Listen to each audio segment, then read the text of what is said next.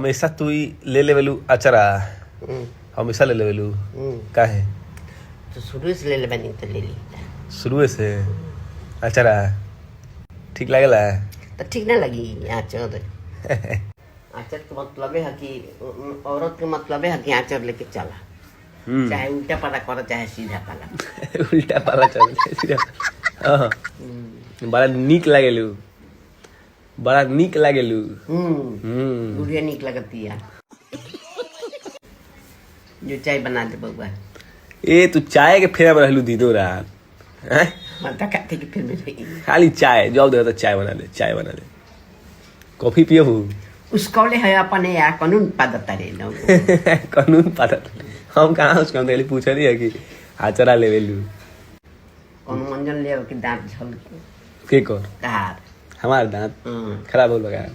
ये छौक लगता है पियर लगता है